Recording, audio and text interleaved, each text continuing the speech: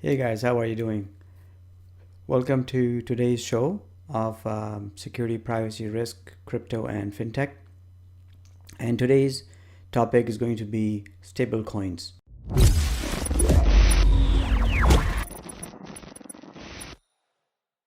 Cryptocurrencies have been in use for a while now. Bitcoin was introduced in 2009, and its use has soared, and and as a result, a lot of other cryptocurrencies have shown up in the market. The issue that the cryptocurrencies have with them is that they are very unstable. You could have the price of a typical cryptocurrency one day as being, let's say, $50, and over certain news or something or the other, the news would just the price would just shoot over $100, and as a result, you can never say, let's say, if you had a bunch of Bitcoin in your pocket and you said you wanted to buy something, you couldn't comfortably go leave your house and buy something with it, because who knows, between the time you saw the last price and when you went to make the purchase, the price could be higher or lower. So it is this stability that is causing issues from a wider adoption of cryptocurrencies. The other factor is also the friction on how cryptocurrencies are used. The whole piece about creating a wallet, remembering your passphrase, the private keys, the public keys, and all that. So for a normal individual, that becomes an issue. So just like the privacy coins are trying to address the issue of fungibility and privacy, stable coins are trying to address the issue of stability. Fiat currencies vary about 2% or so throughout the year or over the years, and that's why for US dollar the inflation rate is about 2%. But people have accepted that variance, so they know that's how much it's going to be, and um, nevertheless, the price of the goods that you purchase with your US dollar does not change day to day. So if something was $50 today, tomorrow is going to be $50. A week from now is going to be $50, and sometimes maybe a year after it's going to be $50 as well, unless a newer product shows up, and at which point the price of that product would probably get cheaper. And the reason for that is not that the cryptocurrency, sorry, and the reason for that is not that the fiat currency lost its value. It's just that the manufacturer of the product decided to reduce the price of the product. So the first concept of stable coins was introduced in Second Life in 2003. I'm not sure how many of you guys are familiar with this virtual reality environment, where you log into this world and you can purchase land, you can purchase clothes, whatever, as if you were in the real world. And it's been going on for a long time, but the only issue was when people started making products within Second Life to exchange, they didn't have a common medium of exchange, and that's why the people of who ran Second Life in 2003 introduced Linden dollars, which became the de facto currency of Second Life. It currently has an economy of 600 to 700 million dollars. At one point, the economy was about $1 billion, and now it has come down a little bit. And currently, the conversion rate is 265 Linden dollars to USD, which has remained pretty constant. And the way that they do it, the Linden and the way they do it is that the Linden Labs folks have an algorithm uh, that they ensured the price of Linden dollars to US dollar doesn't change, and they kind of make add more Linden dollars or take away Linden dollars just to make sure that the price remains at that 265 and it has varied a little bit as well, but not as much. It has been pretty much that on average. Then in 2014, BitShares came into existence, and they introduced the concept of stable coins, where you could peg um, BitShares to something, and then utilize that. It was the first use case of stable coins ever, and ever since, stable coins have become the focus on the focus on stable coins has increased. So, what are the basic ingredients of a typical stable coin? Um, and before we delve into that, let me just step back a little bit and talk to you about US dollar in terms of, or any other currency in terms of the 4 points that I have listed over here.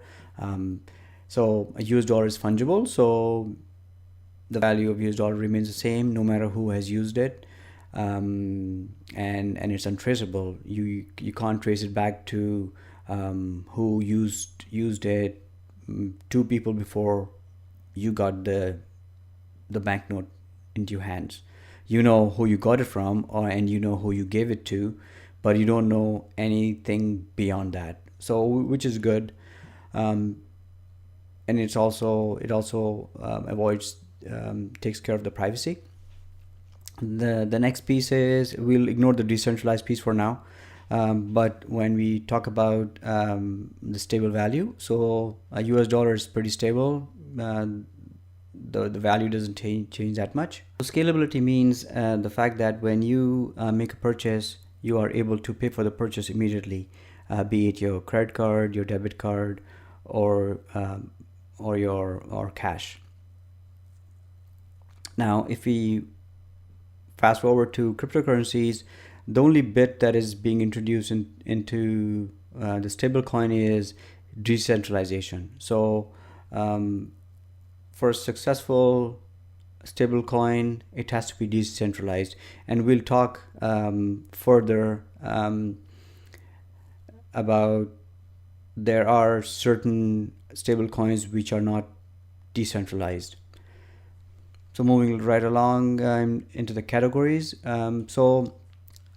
For any stable coin to show the stability, there's always something behind it, and there's either the government or somebody taking care of all the little cogwheels to make sure that the currency is stable.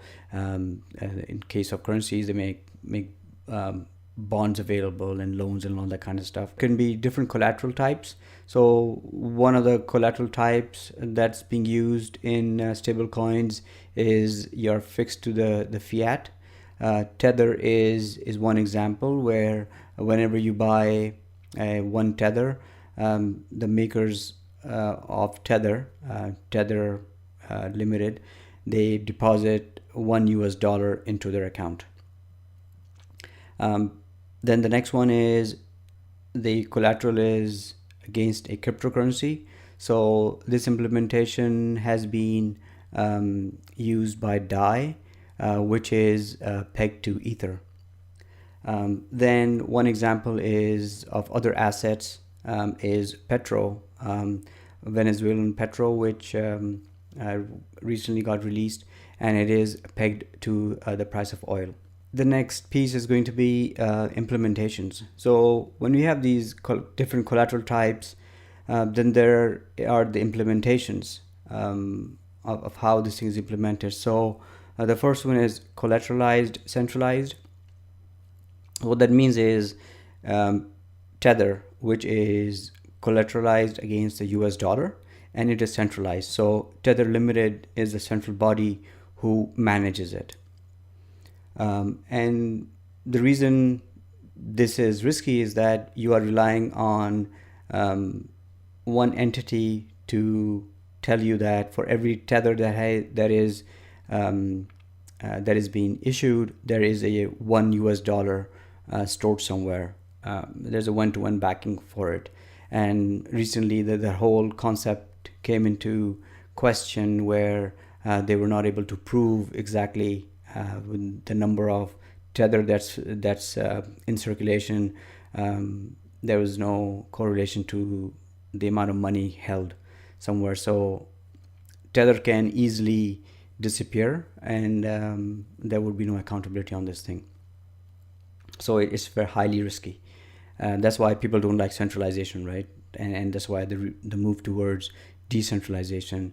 Then the next implementation is collateralized. So it is collateralized against something, but it is decentralized. So there is no central body doing it. It is via consensus, the whole blockchain methodology.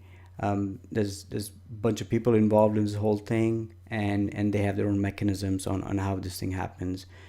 So one example is DAI from MakerDAO. The third one that is being also worked on is non-collateralized, decentralized. And the example for this is Basecoin. So it does not have any collateral in it, and it is totally decentralized. This is in works at this point of time.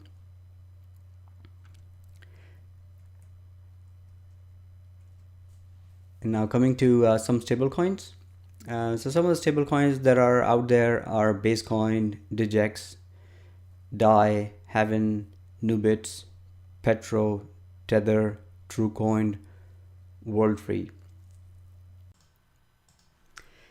Hey everybody, hope you found the information I shared with you today to be useful. Please like, subscribe, and share the content in your social circles.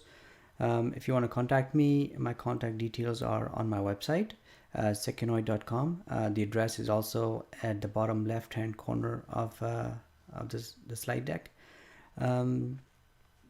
Finally, the information I have shared should not be used as financial advice.